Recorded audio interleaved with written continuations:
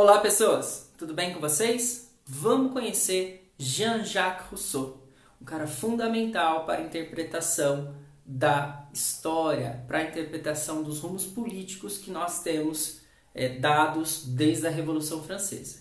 Primeiro ponto fundamental para a gente entender Jean-Jacques Rousseau é elaborarmos a crítica que ele faz ao contratualismo, ao pensamento dos contratualistas de até então. Ele é o terceiro a escrever nesse rumo do contrato social. Então aqui ele está discutindo com Hobbes, majoritariamente, e também com Locke, como a gente vai ver ao longo dessa aula, né? Para ele, o problema fundamental dos contratualistas de até então, em especial do Hobbes, se dá com relação ao estado de natureza, né? Então o estado de natureza de Hobbes, por exemplo, onde ele fala lá que o homem é lobo do homem, para o Rousseau, Hobbes faz essa observação porque ele acaba criando uma situação social, levando uma situação, os valores morais da sociedade lá para aquele estado de natureza, aquela situação teórica. E essa operação acaba levando Hobbes a falar do egoísmo e a falar daquele estado de natureza, esse do homem lobo, do homem que a gente já estudou. Só que essa operação, de acordo com Rousseau, ela é incorreta. Hobbes não podia ter feito isso, né? É a escassez e o egoísmo retratado lá por Hobbes um resultado dessa transferência incorreta, né? De pegar um valor social e transferir para uma condição pré-social lá do estado de natureza. Isso seria um erro. O homem natural é amoral e neutro. Essa é a contribuição fundamental de Rousseau. O homem natural ele é amoral, ele é neutro, porque sem a sociedade não há certo e errado. Então como eu posso falar que o homem lá do estado de natureza ele era selvagem, malvado, errado? Eu só posso falar isso de acordo com um parâmetro social. Se não tinha sociedade, eu simplesmente não tenho parâmetros para julgar esse homem. Por isso que Rousseau investe na amoralidade. O que havia para o homem natural, para esse homem do estado de natureza de Rousseau, é a fuga do sofrimento, né, que já é dada, talvez até uma condição biológica, nós não gostamos de sentir dor e também não gostamos de ver outras pessoas passando dor no primeiro momento.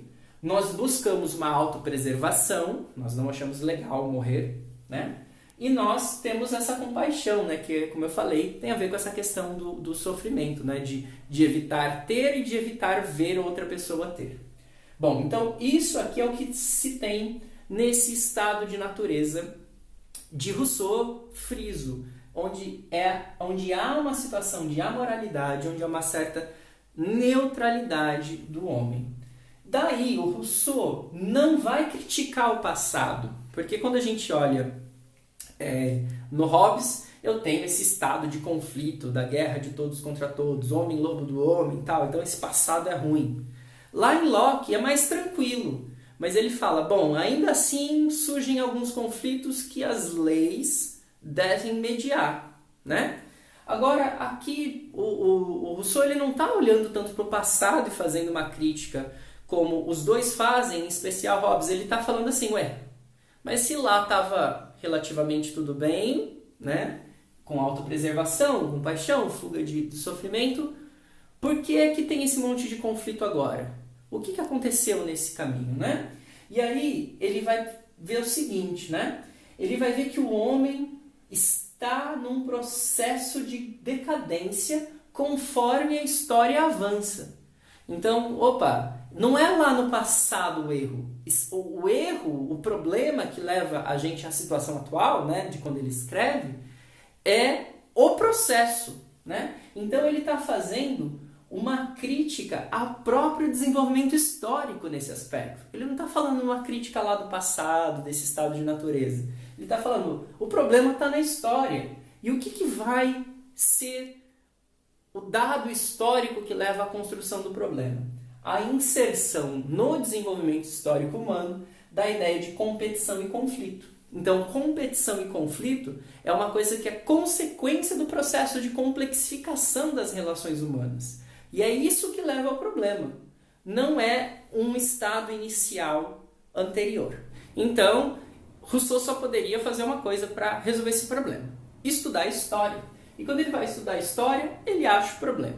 O que ele vai indicar como problema dessa decadência do homem através do processo histórico? Ele vai falar que nós começamos a produzir além da nossa necessidade.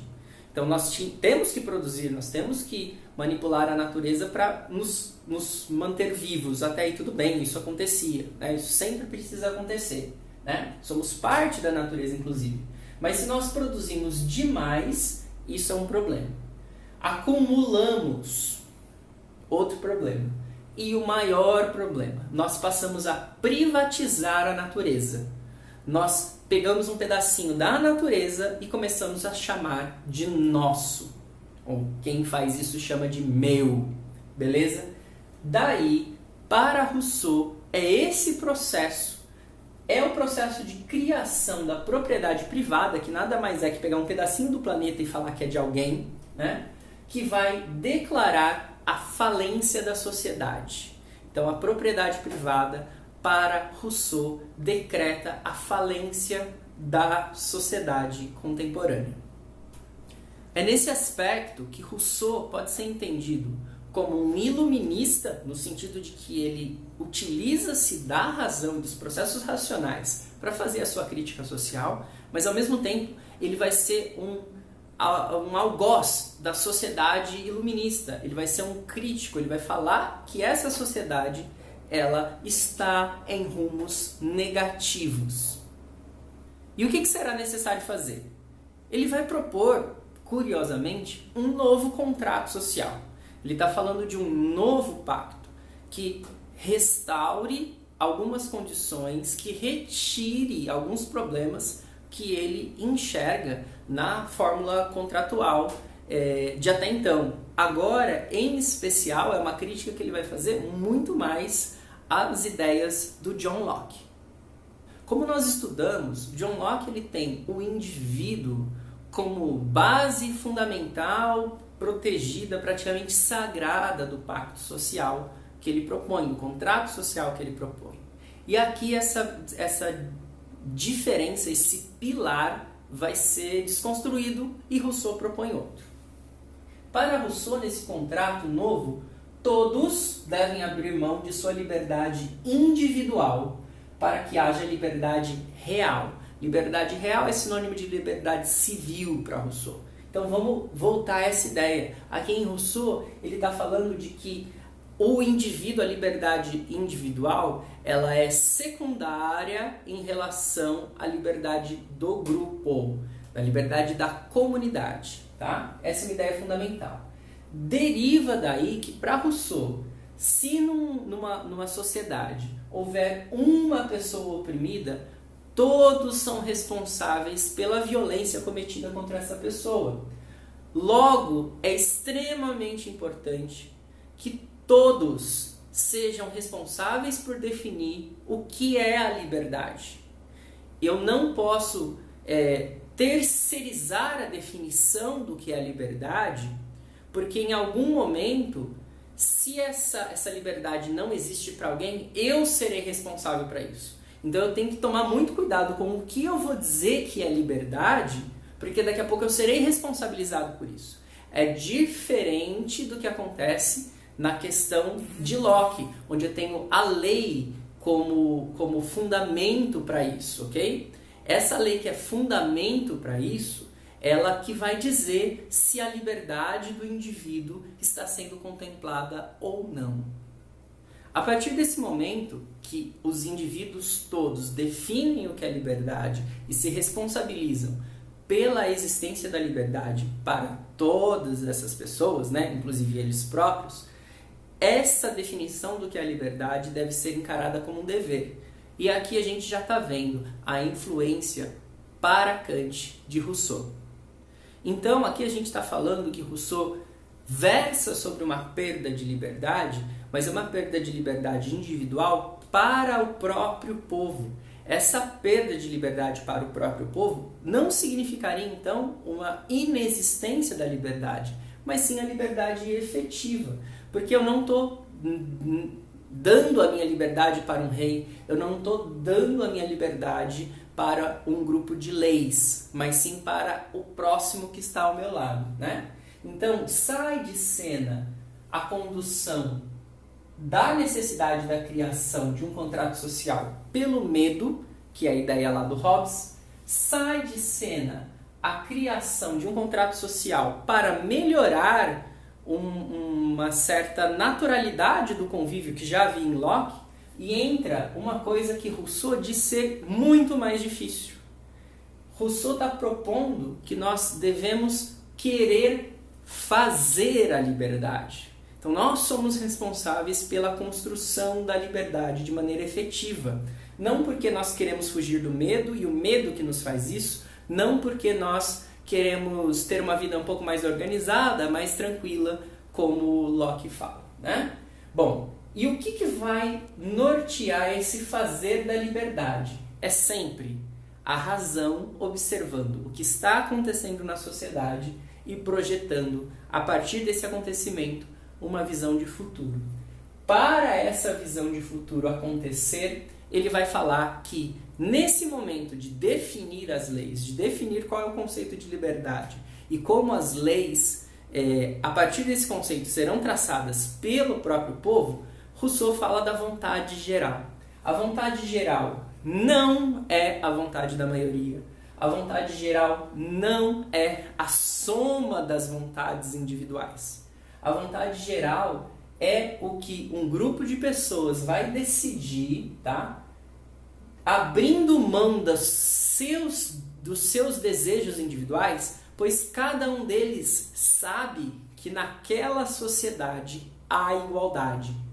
Se eu tenho certeza de que eu terei igualdade em relação aos meus pares, ninguém será diferente de mim, eu me sentirei extremamente livre para poder pensar no todo e não em mim na hora de votar, na hora de escolher alguma coisa. Só que eu preciso estar tranquilo e consciente de que há igualdade entre os meus pares, porque senão eu vou me sentir injustiçado nesse processo. A partir do momento que se tem essa noção de igualdade, que se sabe racionalmente que há igualdade, é possível que cada pessoa não vote pensando em si, mas vote pensando no coletivo. Esse é o processo fundamental de construção da vontade geral em Rousseau. A vontade geral para Rousseau não poderia ser construída através da representação, através do voto, por exemplo. A democracia representativa para Rousseau não é uma real democracia, porque num processo de representação eu estou alienando a minha vontade a outro que me representa. E a representação política para Rousseau, ela é negativa, ela não leva a um processo de engajamento político. Eu terceirizo a minha vontade ao outro, basicamente, né? E isso não pode acontecer. Então ele vai propor o seguinte para termos uma organização nessa sociedade nova, desse novo contrato que ele está falando. Eu preciso ter assembleias constantes para que as pessoas participem efetivamente e se coloquem nesse processo de construção da vontade geral, buscando a igualdade, a partir da igualdade dada. Eu preciso ter referendos contínuos para validar essas leis que são construídas nesse processo, né? E desse modo eu consigo ter uma estrutura política participativa e não uma estrutura política representativa, como seria nos moldes de Locke, ok? Desse modo eu não tenho a alienação da decisão política e isso vai permitir que a própria sociedade construa a vontade geral. O cara que recebe o nosso voto, como a gente falou aqui, ele no final das contas não vai buscar a vontade geral. Ele tem alta probabilidade de olhar pelos seus próprios interesses. E se isso acontecer, a gente volta para o problema inicial aqui, apontado por Rousseau. Beleza? Muito obrigado e até mais.